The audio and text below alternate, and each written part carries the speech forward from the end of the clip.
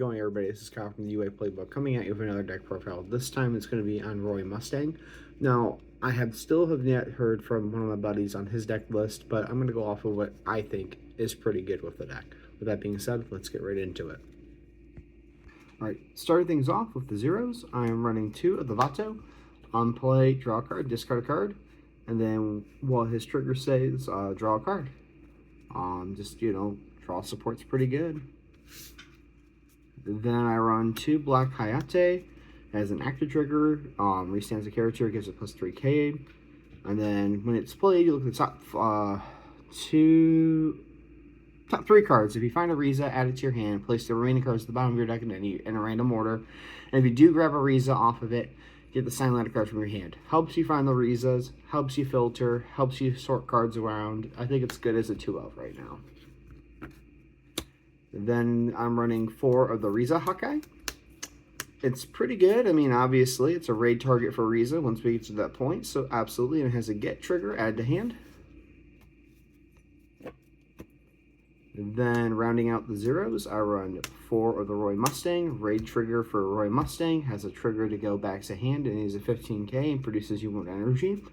I mean, hey, pretty standard with most lists nowadays where you're going to be having your main raid characters be able to be added back to your hand on their 0 forms. Then moving on to the 1-drops, I run 2 of the promo Roy Mustang.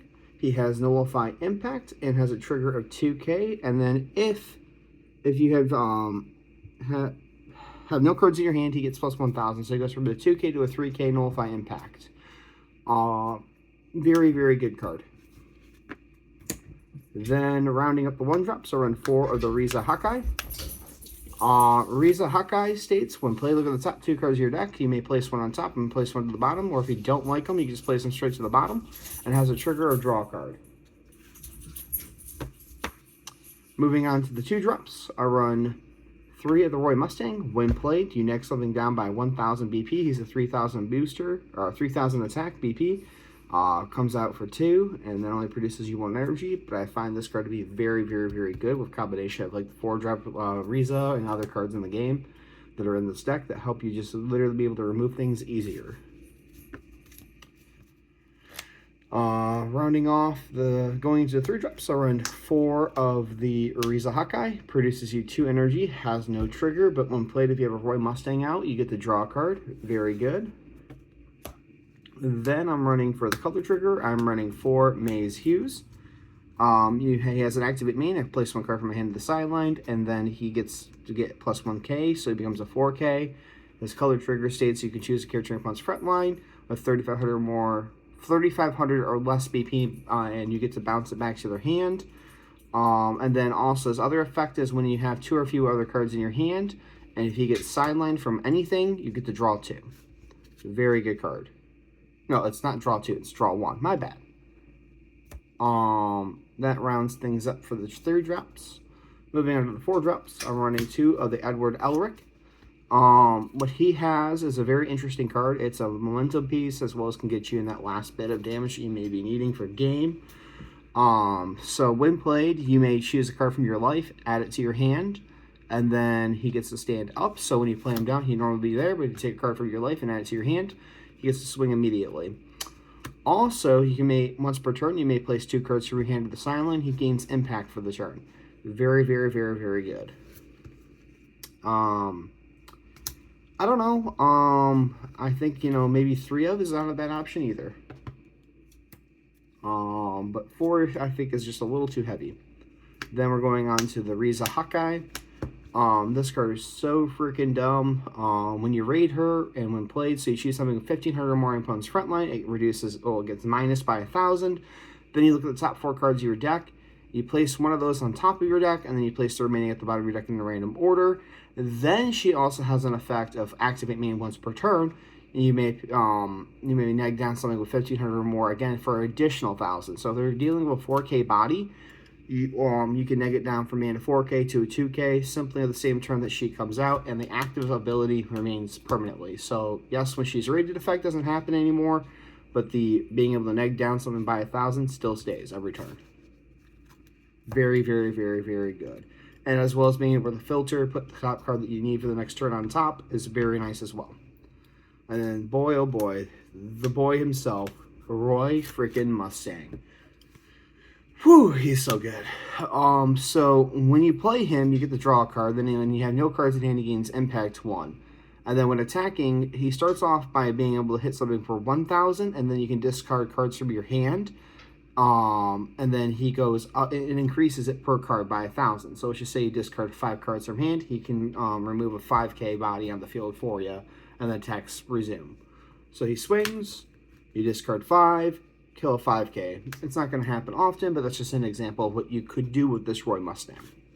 Very, very good. Very, very good. That is it for all the stuff in the deck for the characters. Now let's move on to the events. I run 4 specials.